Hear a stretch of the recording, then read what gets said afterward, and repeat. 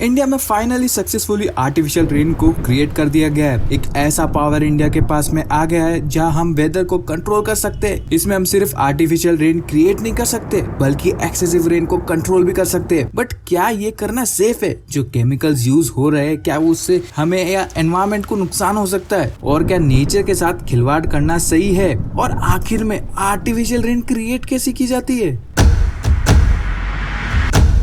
Artificial rain को create करने के लिए क्लाउड सीडिंग का यूज किया जाता है। 22 जून 2023 को आईआईटी कानपुर ने क्लाउड सीडिंग एक्सपेरिमेंट को सक्सेसफुली कंडक्ट कर दिया। आईआईटी कानपुर इस क्लाउड सीडिंग प्रोजेक्ट पे 6 साल से वर्क कर रहे थे।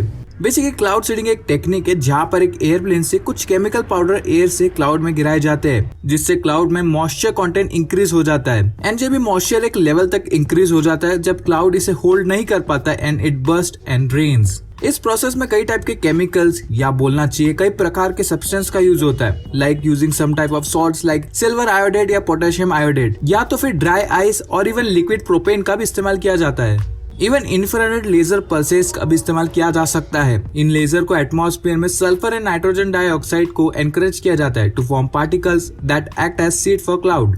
इवन मॉडर्न डे में इलेक्ट्रिक चार्जेस का भी इस्तेमाल किया जाता है। इस टेक्निक को यूएई ने 2021 से यूज करना शुरू किया है टू क्रिएट रेन। इसमें वो ड्रोन्स को लो एल्टीट्यूड पे उड़ाते हैं जिस पे पेलोड होता है जो कि इलेक्ट्रिकल चार्जेस क्रिएट करता है। बट आईआईटी कानपुर को 6 साल क्यों लगे? एंड काफी सारी कंपनीज एंड कंट्री काफी टाइम से इसके डेवलपमेंट पे वर्क कर रही है। इवन इसका फर्स्ट एवर मेंशन 1891 में हुआ था। बेसिकली आर्टिफिशियल रेन क्रिएट करना इतना भी आसान नहीं है कि एक प्लेन लिया, क्लाउड के ऊपर गए, कोई पाउडर डाल दिया एंड बारिश हो गई। इसमें काफी चैलेंजेस है। लाइक फर्स्टली क्लाउड सीडिंग के लिए ऑलरेडी आसमान में कुछ क्लाउड होने चाहिए एंड इसलिए हमें क्लियर आसमान में आर्टिफिशियल रेन क्रिएट नहीं कर सकते।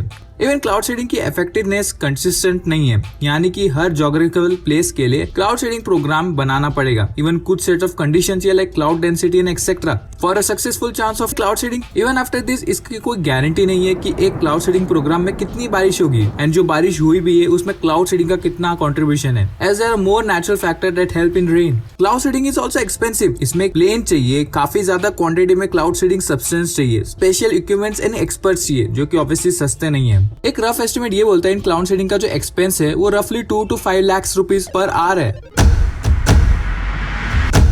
बट जो भी हो इससे हमें काफी फायदा होगा। जैसे इंडिया में हर समर हमें सुनने को मिलता है कि समर में इस साल का टेम्परेचर का रिकॉर्ड तोड़ दिया। हमें ये न्यूज सुनने को मिलती है कि हाई टेम्परेचर की वजह से फार्मर के क्रॉप्स खराब हो गए, जिधर हम इसके थ्रू इन प्रॉब्लम को सॉल्व कर सकते हैं। ऐसे टाइम पे गवर्नमेंट खुद ऐसे स्मॉल फार्मर्स को आर्टिफिशियल रेन क्रिएट करके दे सकती है। हम इसके थ्रू टेम्परेचर कंट्रोल भी कर पाएंगे to lower the temperature. And even Pune based Indian institution of tropical meteorology ये क्लाउड सीडिंग एक्सपेरिमेंट को काफी साल से कर रही है एंड काफी सारी एरिया में इन लोगों ने क्लाउड सीडिंग कंडक्ट किया है एंड इसका success rate is about 60 to 70%। Even this can help combat pollution. इससे हम दिल्ली एंड मुंबई जैसी सिटी में पोल्यूशन कंट्रोल कर सकते हैं, as rain help decrease air pollution. Not just this but हम चेन्नई एंड मुंबई जैसे शहर में जहाँ पर हमें हर सीजन सुनने को मिलता है कि फ्लड आ गए ड्यू टू एक्सेसिव रेन, उधर क्लाउड सीडिंग हम यूज करके रेन को कम भी कर सकते हैं। ऐसे तो इसे डेवलप किया गया है टू इंक्रीज रेन, बट हम इसके थ्रू रेन को कम भी कर सकते हैं। हम एक ऐसा रेन क्रिएट कर सकते हैं जिसमें रेन ड्रॉप्स की साइज छोटी हो, जिससे रेन ड्रॉप जमीन पे गिरने से पहले ही इवापोरेट हो जाए। इवन इंडिया में काफी जगह पे पानी की प्रॉब्लम है एंड हम इसके थ्रू वाटर मैनेजमेंट को एक नेक्स्ट लेवल पे लेके जा सकते हैं। बट क्या नेचर के साथ खिलवाड़ करना सही है? एंड जो केमिकल्स क्लाउड सीडिंग में यूज कर रहे हैं क्या वो एनवायरमेंट एंड हम ह्यूमंस के लिए सेफ भी है?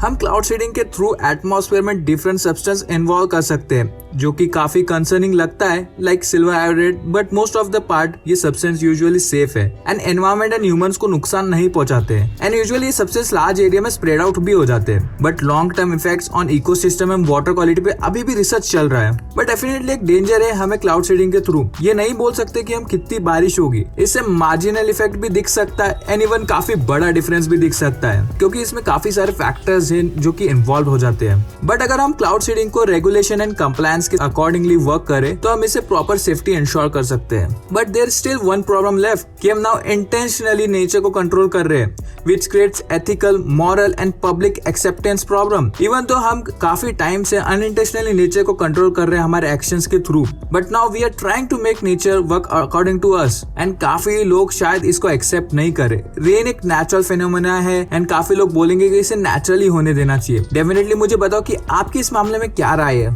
Do you know that India में सैटेलाइट फोन इलीगल है? Watch this video to know more about it और click here to know more about Param Siddhi AI जो कि इंडिया का फास्टेस्ट सुपर कंप्यूटर है।